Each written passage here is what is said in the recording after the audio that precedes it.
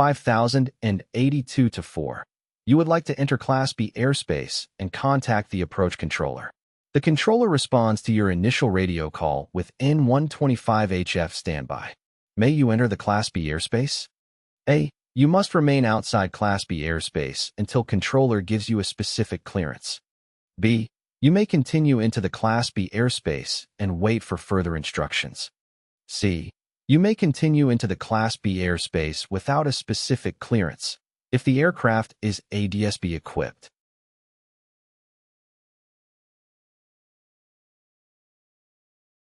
The correct answer is A. No. Until you have gotten permission from ATC, you may not enter Class B airspace. Standby just indicates to the controller that you have made a request. It does not grant you authorization to enter the area. 5009.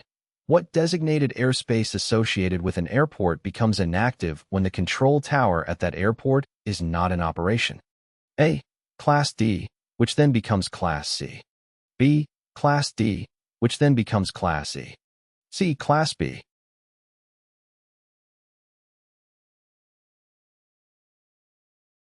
The correct answer is B. Class B airspace, on the other hand, remains active regardless of the control tower's operation. Class B airspace is typically associated with busy airports and has strict entry requirements and clearance procedures. 5564, which is true concerning the blue and magenta colors used to depict airports on sectional aeronautical charts. A. Airports with control towers underlying Class A, B, and C airspace are shown in blue. Class D and E airspace are magenta. B. Airports with control towers underlying Class C, D, and H airspace are shown in magenta. C.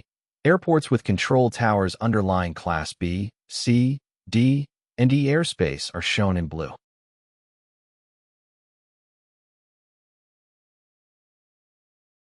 The correct answer is C. Class B, C, D, or E airports with control towers are displayed in blue. The remainder are displayed in pink. 5117. When operating an aircraft in the vicinity of an airport with an operating control tower, in Class E airspace, a pilot must establish communications prior to A. 8 nm and up to and including 3,000 feet AGL. B. 5 nm and up to and including 3,000 feet AGL.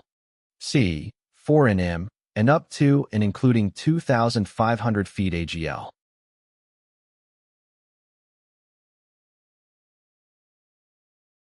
The correct answer is C. No individual shall operate an aircraft to, from, though, or on an airport having an operational control tower without maintaining two-way radio communications between such aircraft and the control tower, unless otherwise authorized or required by ATC. Prior to 4 nm from the airport, communications must be established up to and including 2,500 feet AGL. 5118.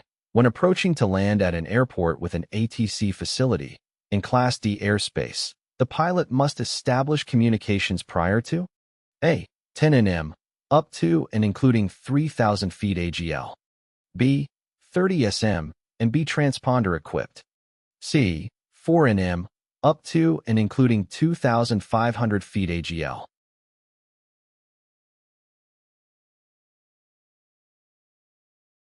The correct answer is C. Unless otherwise authorized or required by ATC, no person may operate an aircraft to, from, through, or on an airport having an operational control tower unless two-way radio communications are maintained between that aircraft and the control tower. Communications must be established prior to 4 nm from the airport, up to and including 2,500 feet AGL.